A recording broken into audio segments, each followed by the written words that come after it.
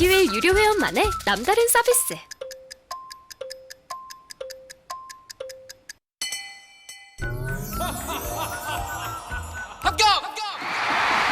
합격하고 돈도 받는 혜택.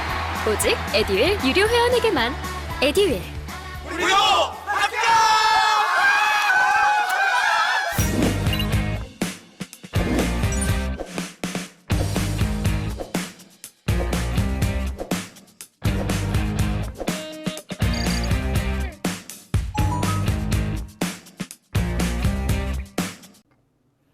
자, 여러분, 이제는 우리가 또 정치 행정 쪽으로 좀 넘어와 보도록 하겠습니다. 그래도 뭔가 좀 이거는 괜찮은 것 같아요. 기분상. 이거는 우리가 또 봤을 때 이렇게 불쾌한 뉴스라기보다는 좀 이렇게 잘 되면 좋겠는데 싶은 뭐 그런 정도의 내용입니다. 네, 좀 밝은 분위기로 좀 전환해 보도록 하죠. 행정 2021 정부혁신 종합추진계획이 발표됐다, 이렇게 되어 있습니다. 그래서 이 내용을 보니까 국민이 주인인 정부 실현이라는 비전 아래에 일상회복과 도약을 향한 확실한 참여, 빠른 전환, 가시적 성과를 방향으로 설정했다, 이렇게 되어 있습니다. 그러니까 이게 보니까 이게 정부에서 발표한 거예요. 행정 2021 정부혁신 종합추진계획이라는 것이 발표됐다는 겁니다. 이게 발표가 됐는데 이 내용을 보니까 방향성이 국민이 주인인 정부, 뭐 많이 듣던 얘기긴 합니다. 그죠? 뭐 통상적으로 맨날 하는 얘기긴 하죠. 이런 비전 아래에 일상 회복과 도약을 향한 확실한 참여, 그랬습니다. 일상 회복은 아무래도 이제 코로나19 사태 이런 것들과 관련된 뭐 표현이겠죠. 그래서 참여에 지금 있잖아요. 방점을 좀 찍은 것 같고요. 그 다음에 빠른 전환, 이제 사회 변동에 대한 빠른 전환, 이런 얘기 같고, 성과를 내겠다, 성과 관리를 하자.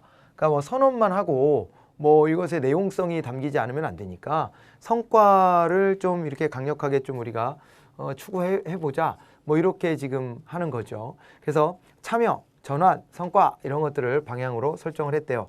3대 분야별 주요 과제가 참여와 협력, 공공서비스, 일하는 방식, 이렇게 되어 있대요. 그러니까 참여와 협력을 어떻게 개선할래? 그리고 공공서비스 얼마나 잘할래? 그 다음에 일하는 방식, 프로세스도 우리가 좀 바꿔봐야 되지 않겠어? 보다 효율적이고 성과 지향적인 방식으로 좀 바꿔봐야 되는 거 아니야? 이렇게 되어 있다는 거죠.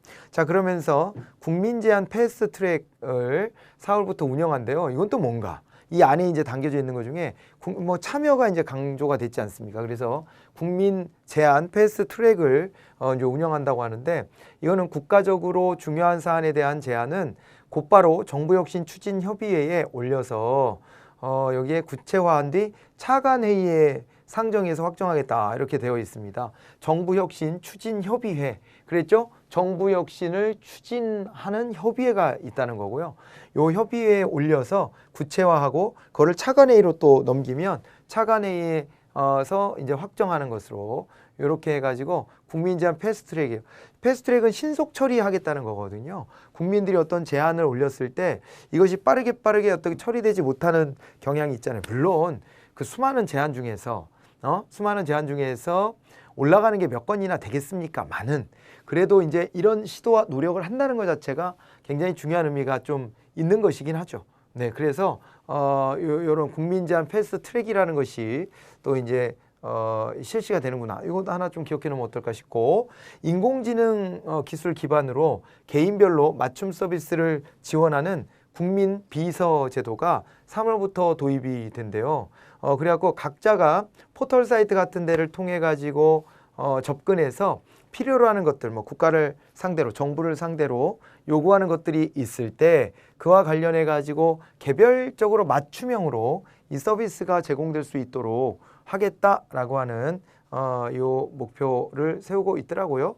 자, 그래서 이제 이런 것들을 실현하겠다는 정부의 이제 아이디어가 있어서 이것도 하나 좀 기억해 놓으면 괜찮을 것 같다 싶어 갖고 들고 와봤습니다. 뭐 이런 게 있었고요. 그 다음에는요, 작년에 정당 후원금이 크게 증가했다고 해요. 이제 정당 후원금이 크게 증가했는데, 국회의원 1인당 후원금이 1억 5천만 원이지만은 선거가 있는 해에는 그 2배인 3억 원까지 모금이 가능하다. 얼마래요? 국회의원들이 이제 후원을 모을 수 있잖아요. 1억 5천만 원. 그런데 선거가 있는 해에는 그 2배인 3억 원까지 모금을 할 수 있다, 이거예요. 국회의원들이 돈도 많이 벌면서 왜 그래? 아니, 돈을 버는 것은 자기의 어떤 월급 같은 개념, 뭐 세비라고 이제 표현을 하는데요. 그런 개념이기도 하고, 그 다음에 이 국회의원 세비를 가지고 써야 될 때가 상당히 많더라고요. 이게 이를테면 조직 관리도 좀 해야 되고, 그 다음에 또 이제 당비도 내고, 각자 또 해야 될 일들이 많아요. 그래서 국회의원들이 항상 돈이 딸려요. 돈이 딸리고, 그래서 뭔가 새로운 시도를 하고 뭔가 입법에 대한 기획도 해보고 막 이럴 때 국가의 공식적 제도를 거치는 것도 있지만은 자기가 의욕적으로 뭔가 플러스 알파를 해보려고 하는 게 있을 때는 돈이 또 딸리기도 한 거예요. 또 지역구 관리를 해야 다음번 선거에서도 또 뭔가 해볼 수도 있고 뭐 그렇잖아요. 그런 것 때문에 이제 후원금을 이렇게 거두고요. 또 국민들 입장에서는 저 국회의원 쓸만해 싶으면 또 후원금을 또 내주기도 하는데 10만 원까지 연 10만 원까지는 10만 원의 후원금을 내면은 이거를요 이제 소득에서 공제해 줍니다. 그래서 소득 공제를 해준다는 얘기는 이제 어차피 세금 내야 될 게 있으면 그거 이제 10만 원 정치인한테 후원해 주세요. 정치인한테 후원해 주면 그 정치인한테도 후원금이 모이고 그 다음에 자기는 자기 입장에서는 손해나는 게 없는 거죠. 예, 그러니까 이게 세액 공제로 이렇게 들어가 버리니까 그대로 고스란히 자기는 뭐 그냥 쌤쌤인 거예요. 국민들이 그렇게 해서 관심 있는 정치인한테 후원을 할 수 있도록 하는 제도도 이렇게 마련이 되어 있어요. 그래서 여기 이제 국회의원 1인당 후원금이 1억 5천만 원이고 선거가 있는 해 그 2배인 3억 원이다. 이런 식으로 해가지고요. 1억 5천, 3억 원 요 기준도 하나 알아두시고 요거 이제 세액공제 제도 같은 게 있다는 것도 하나 알아두시면 좋을 것 같고요. 그 다음에 이제 신용카드나 예금계좌 등에 의한 모금으로 부득이하게 연간 모금 한도를 또 초과하게 되는 경우도 있잖아요. 자, 그랬을 때 그 모금액은 그 다음 연도 모금액에 포함을 하게끔 되어 있습니다. 자, 이렇게 해서 이제 좀 국민들 눈에 잘 띈 국회의원 같으면은 이제 모금액이 상당합니다. 상당하고요. 그리고 또 있잖아요. 이런 것도 좀 말씀드려볼 만할 것 같은데 국민들이 이제 어떤 국회의원들한테 어떤 호소를 하고 싶을 때나 아니면은 국회의원들한테 항의할 때 그럴 때도 후원금 계좌를 활용하는 경우들이 또 있더라고요. 자, 이게 마음에 들지 않는 정치인에게요 18원을 입금을 하는 거예요. 18원 입금하면 영수증 처리 다 해줘야 돼요. 영수증 처리가 안 되면 큰일 납니다. 영수증 처리 다 해주고요. 그런 다음에 좀 있다가 전화해서 안 하고 환불해달라고 한대요. 그러면은 또 18원을 또 환불을 다 해줘야 돼. 그래서 의원실이 막 마비가 될 정도가 되는 거예요. 항의 표시로 막 그렇게 돈을 보내기도 하고요. 그 다음에 또 이제 누가 봐도 18원 입금되면 기분 좋지는 않겠죠. 그죠? 그리고 또 최근에는요. 그 인천 송도 지역에 거기가 이제 보면은 송도 지역이 거기 아주 멋있는 도시를 만들어 놨는데 주변에는 또 인천항에서부터 이렇게 해가지고 뭐 컨테이너 터미널 같은 것들도 많이 만들어져 있고 그게 그 송도 주변까지 와 있고 그 주변에 또 공단들도 이렇게 있고 그래요. 뭐 그러다 보니까 새롭게 또 그 컨테이너를 또 쌓아둬야 될 터미널이 더 필요해서 송도 인근에다가 송도 신도시 인근에다가 또 뭘 하나 또 만들려고 하나 봐요. 그러니까 그 또 주변에 있는 주민들 중심으로 안 되겠다 해가지고요. 유력 정치인하고 자기네 지역구 정치인하고 이런 사람들한테 505원을 송금을 한대요. 505원. 이걸 뭐 환불까지는 아니고 왜냐면은 좀 이렇게 청탁을 하는 거잖아요. 일종의 청탁인데 이건 부정청탁은 아닌. 부정청탁의 범위에선 이거 벗어나는 거죠. 왜냐면 그러라고 정치인 뽑아놓는 거니까. 근데 이제 그래서 말로만 해도 되는데 그런데 이제 일종의 상징적인 의미로 505원씩 보내고 여기는 환불 처리는 안 하고 500원씩을 보내고 하는 건데 알아달라는 거죠. 거기가 이제 주거지역으로 이렇게 팽창하고 있는데 인접지역에 자꾸 이제 그런 시설들이 들어오면 주거 환경이 좀 안 좋아지는 건 사실이긴 하죠. 물론 원래 그런 기지들이 있는 데인데 거기 옆에다 신도시 만드는 거 몰랐냐. 원래 그런 지역이다. 그리고 거기가 이제 천을 끼고 이렇게 바깥쪽이냐 안쪽이냐 이 차이는 있거든요. 이제 그러기는 한데 그래도 이제 원래가 다 그렇죠. 뭐 주거지가 형성되면 쾌적한 주거 환경 보장해 달라고 그 주변에 있는 시설들을 또 이렇게 밀어내잖아요. 이제 그런 부분이 있는 거긴 하죠. 아무튼 이제 그래갖고 그 지역 주민들은 이제 급한 마음에 이 정치인들한테 505원씩을 송금했는데 왜 505원이냐? 이걸 보니까 505를 써놓고 보니까 SOS하고 비슷하게 보인다는 거예요. 그래갖고 일종의 우리 지금 급합니다. 해가지고 SOS를 치는 그런 이제 상황이라는 거죠. 근데 그 송도 그 일대 거기 선거구가 여기가 그가 이 지금 여당이나 야당 쪽 그 어디에서도 방심할 수 없는 선거구 그렇게 돼 있었고 지난번 선거 결과는 참 흥미로웠어요. 그러니까 민주당에서 당선은 됐는데 그 전에 여기가 이제 야당 쪽이었고 제1야당 쪽이었고 그리고 또 이제 이번 선거 결과는 그래서 민주당하고 제1야당이 국민의힘하고 그 다음에 정의당의 당대표를 했던 분이 또 가서 그 지역을 닦아가지고 그래서 셋이 황금 분할 비슷하게 이렇게 나눴는데 누가 봐도 누가 봐도 떨어진 사람들은 좀 막 너무 아쉽다 이렇게 할 정도 수준이랄까 그렇게 해가지고 3자가 이렇게 황금 분할을 한 지역이라 그렇게 되면은 일단은 각 정당들이 관심 있게 그 문제를 해결하려고 하게 될 가능성은 매우 커져요. 이렇게 되면 그래서 앞으로 어떻게 될지도 좀 이렇게 그 관심이 가던데 어쨌거나 뭐 여러분들이 지금 뭐 준비하는 데 있어서는 그런 것까지는 뭐 잘 모르셔도 되지만 이게 후원금이라고 하는 것을 그렇게도 활용할 수 있는 거구나 정도를 받으시고요.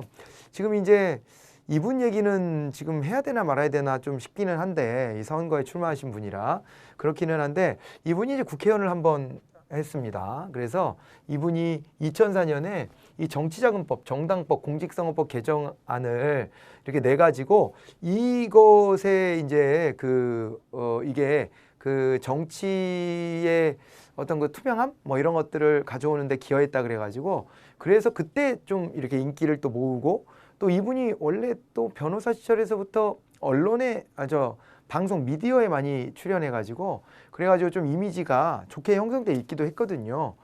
그리고 이제 요런 어떤 그 국회의원 때 이제 활동으로 그것까지 얹어지면서 그러면서 불출마 선언했다가 그 다음 서울시장 선거에 출마해가지고 아주 젊은 나이에 이제 당선이 되는 이런 일이 있었습니다. 되게 젊은 나이에요. 되게 젊은 나이에 당선이 돼가지고 그래가지고 이제 그때 이제 2번을 하고 한 10년 뒤에 다시 출마하고 이렇게 된 건데 이 법의 골자는 법인 및 단체 정치자금 기부 금지 이렇게 되어 있어요. 법인 및 단체의 정치자금 기부 금지, 중앙당의 후원회를 비롯한 정당 후원회 금지 이런 게 있고요. 그 다음에 정치자금 기부의 실명제 및 정당의 회계보고 절차 강화 이런 내용이 들어가 있어요. 그 전까지 있잖아요. 우리나라의 어떤 그 정치자금과 관련된 것이 너무나도 불투명하고 그 다음에 이게 비리의 온상이고 기업이 로비할 때 이렇게 그죠? 많이 갖다가 안겨주고 이런 또 대상이기도 해가지고 그래가지고 요 제도가 도입된 게 분명히 의미가 있어요. 의미가 굉장히 크게 있습니다. 다만 이것이 너무 많이 이렇게 그 뭐라 그럴까요? 좀 이렇게 과도하게 또 너무 옥죄인 거 아니냐라고 하는 이제 반론도 물론 있어요. 이것이 왜 그러냐면 정치 신인의 경우에는요, 정계 진출을 하려고 할 때 자기도 자기 돈으로 거기다가 뭐 다 해가지고 이렇게 하는 것보다는 또 이렇게 지지하는 사람들이 후원도 해주고 뭐 이렇게 해가지고 와야 되는데 이게 보면은 한번 봐보세요. 이렇게 법인이나 단체가 정치자금 기부를 못하게 해요. 그렇게 되면은 어떤 그 이익 집단이나 이런 데들도 못 한다는 거니까 어떤 뭐 노조 같은 데 기반을 두고 그 신생 정당이나 아니면 군소 정당이 활동하려고 할 때 그럴 때 이게 뭐 그죠. 후원을 못 받으니까 그런 것에 한계도 있을 수 있고 또 뭐 그 노조뿐만 아니라 다양한 이익 집단들이 있을 수 있는데 그런 이익 집단들이 이제 정치인들을 이렇게 그죠. 키워내는데 기여하는 뭐 이런 게 또 안 된다 뭐 이런 얘기도 할 수 있는 거죠. 그런데 물론 그렇게 특정 이익 집단하고 연계가 돼버리면 그럼 국민 전체 보편적 이익보다는 특정한 이익 집단의 이익만을 대변하지 않겠냐라는 문제 제기는 또 가능할 수도 있기는 해요. 아무튼 그렇긴 하지만은 정치 신인이 이렇게 이제 어느 세력으로부터나 이제 이렇게 혹은 자기네 중앙당으로부터도 지원을 잘 받을 여지가 이렇게 좀 줄어들게 되면은 군소정당이라든가 정치 신인이 정계에 나오는 게 더 어려워지는 거 아니냐. 어차피 좀 이름 있고 유명한 사람들은 아까도 말했지만은 그런 후원을 받을 수 있는 루트들이 많고 국민들이 또 알아서 챙겨주기도 한단 말이에요. 그런 것들에 좀 제한이 있지 않냐 이런 게 있어서 기존에 돈 있는 사람만 정치를 할 수 있게 한다는 지적도 제기가 됐고요. 그 다음에 이렇게 중앙당이 후원을 받지 못하게 해가지고 중앙당의 어떤 기능이 너무 마비됐다 해서 중앙당의 후원회를 통한 후원금 모금은 가능해졌어요. 요거는 가능해졌습니다. 이제 개정이 또 있기도 했습니다. 너무 옥죄다 그래서 좀 풀어주는 개정이 있었어요. 그리고 어떤 면에서는 좀 정치 냉소주의적인 어떤 여론을 반영한 거 아니냐.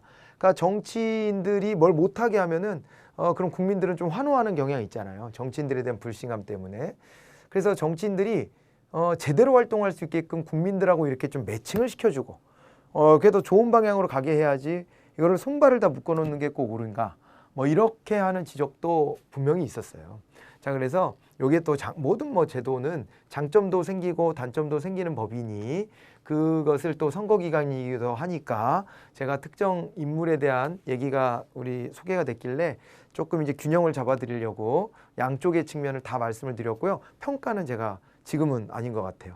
평가를 하지 않겠습니다. 양쪽의 주장만 이렇게 좀 담아서 말씀드리고 지나가는 게 좋을 것 같죠. 자, 뭐 이런 이제 법이 있었다는 것까지 이렇게 좀 알아두시고요. 그리고 이제 우리 그 교환해 보니까 이거 말고도 사람 이름을 따가지고 이렇게 지칭된 법명들이 쭉 열거가 돼 있더라고요. 참고 삼아서 한번 읽어보시면 좋을 것 같다. 이렇게 좀 생각이 들었습니다. 자, 그 다음에요. 재난지원금하고 그 다음에 손실보상제 이런 것들을 이제 막 도입한다 그런 얘기를 했었잖아요. 지난달에도 좀 했었는데 그러다 보니까 이제 증세론이 이제 고개를 들고 있다 이렇게 되어 있어요. 증세론이 나왔는데요. 증세론. 세금 더 내자 그러면은 좋으세요? 싫겠지 당연히. 누가 세금 더 내라 그러는데 좋아요. 그죠? 근데 모르겠어요. 이거를요 잘 좀 생각해 봐야 될 여진이 있어요. 자, 보세요.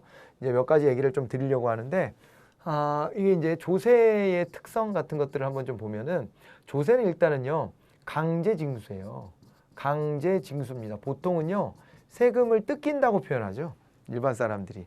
그러니까 이게 대가가 나한테 오는지 안 오는지도 모르게 강제징수가 되기 때문에 그런 것들에 대해서 좀 이게 반발심이 있는 거예요. 사실은 강제징수가 되죠. 그 다음에 또 이제 요게 이전지출성이 있거든요. 이전지출성. 이전지출성이라고 하는 것은 부자들한테 세금을 많이 걷어서 많이 못 내는 사람들, 이런 사람들도 오히려 거꾸로 복지 혜택 같은 것들을 나눠주는 거죠. 그런 용도로 쓰는 게 세금이에요. 그래서 이전된다, 대가 없이 딴 사람한테 넘어간다는 거예요. 그리고 또 하나는 뭐냐면은 그리고 대응관계 불명. 내가 많이 냈다고 해가지고 이게 나한테 돌아온다는 보장도 없고요. 그리고 또 이제 이 분명히 사회적으로 좀 이렇게 어두운 측면이지만은 국가가 또 관여해서 돈을 써줘야 될 때도 있기 때문에 여기서 걷은 세금 어디다 쓸 겁니다라는 것을 명백하게 밝히지 않고 걷는 세금이 더 커요. 그런 걸 우리가 보통세라고 합니다. 목적을 정하지 않고 일단 걷어놓고 그걸 다 섞어서 이제 필요한 데다 쓰는 거거든요. 그러다 보니까 내가 낸 세금이 어디로 가는지 모르겠다라고 하는 대응관계 불명확성도 좀 반발을 불러오는 거는 맞죠. 그렇죠? 그리고 또 이제 뭐가 있냐면요. 이게 이제 능력 원칙을 따라요. 능력 원칙. 그러니까 더 낼 능력이 있는 사람들한테 더 많이 걷는 구조입니다. 그러니까 이게 수혜의 원칙이라는 것도 있거든요. 원래는 수혜의 원칙이다 그러면은 이건 이제 수혜를 거두는 사람에게 더 걷자 하는 거예요. 수혜를 많이 입은 사람, 그러니까 낸 만큼 혜택 받는 거, 공공 서비스를 많이 받는 사람이 더 내자. 근데 그렇게 하면 아까 말씀드렸던 이전지출성 같은 소득 재분배효과 같은 게 안 생기잖아요. 그래서 이제 능력 원칙을 더 우선시합니다. 그래서 조세 특성은 이런데 이것에 대해서 일단은요, 이게 이제 의무잖아요. 우리 의무의 측면으로 보면은 있잖아요. 국민의 의무 중에서 이게 뭐가 되는 거냐면요. 의무 중에서 고전적 의무에 해당이 돼요. 이게 고전적 의무에 해당이 된답니다. 고전적 의무는요, 이거는 온리 그냥 의무이기만 한 거예요. 나한테 돌아오는 것 없이. 근데 이렇게 해야 국가가 운영되거든요. 이 두 가지가 있어요. 국방의 의무와 납세 의무가 있습니다. 납세 의무가 있어요. 네. 그래서 이 부분은요, 우리나라 헌법 제38조 이런 거 등 해서 이게 다 이제 언급이 되어 있거든요. 자, 그래서 이게 고전적 의무로서 이런 이제 규정들이 있다는 것을 봐두시고 거기에 납세가 들어가요. 그러니까 이게 당장 내가 쓸 돈을 가져가 버리는 거라서 이게 이제 결국에는 나의 처분 가능 소득이 줄어든다라는 불만 이런 게 있을 수밖에 없고 그런 겁니다. 이게 원래가 원래가 그렇게 돼 있어요. 그런데 우리가 이제 이걸 하나 보자고요. 국민의 정서는 이래서 이걸 놀리기가 어렵습니다. 어려운데 그런데 우리가 복지국가로 한 발 더 발돋움하려면 더 걷어야 되는 건 맞아요. 조세 부담률이 우리나라가 실질 조세 부담률로 따져야 됩니다. 실질 조세 부담률로 따지면 이제 선진국들에 비해서 많이 낮은 편이에요. 그러니까 미국이나 이런 나라랑 비교해서는 안 되고요. 미국이나 일본 같은 경우는 서구적 관점에서의 복지국가는 아니니까 그런 데보다는 뭐 유사하거나 뭐 삐까삐까한 수준인데, 그런데 이제 유럽의 선진 복지국가들하고 비교해 보면 상당히 낮거든요. 근데 복지에 대한 요구는 이렇게 많은데 이걸 뭐 충당할 방법이 없어요. 충당할 방법이 없다 보니까 증세를 해야 된다, 이거 준비해야 된다라는 주장들이 있기는 한 거죠. 근데 여기 보면 요 의원은 지금 보니까 소득세를 올린다 그랬으니까 소득세는 직접세거든요. 직접세는요, 이 빈부격차를 완화하는 데 굉장히 크게 기여할 수 있어요. 여기는 이거는 이제 직접세고, 직접세다 그랬을 때는 누진 적용을 하거든요. 누진 적용. 그래서 더 낼 능력이 있는 사람에게 더 많이 걷는 성격이 훨씬 커집니다. 그리고 여기는요, 부가가치세를 더 걷자 뭐 이런 주장도 있는데, 이거는 소비세잖아요. 그래서 간접세, 물건 가격에 비례해서 이거는 걷는 세금이에요. 이 간접세율이 적용되는데, 요거 요렇게 가면 이것은 자칫 잘못하면은 이제 오히려 저 소득 불균형을 강화할 수도 있기 때문에 이거는 뭐 돈이 없는 사람도 물건 살 때는 똑같은 세금을 내야 돼서 이것은 또 다른 측면으로 좀 다른 효과들을 우리가 좀 이렇게 생각해 봐야 돼요. 그래서 이렇게 이제 세금 조세 제도를 나눠볼 수 있다는 점을 한번 살펴보자 해가지고 가지고 온 주제였어요. 자, 요거까지 한번 이번 시간에 다뤄보고요. 다음 시간에는 이제 예타 제도에 대해서 다시 한번 좀 말씀을 드려볼게요. 수고하셨습니다.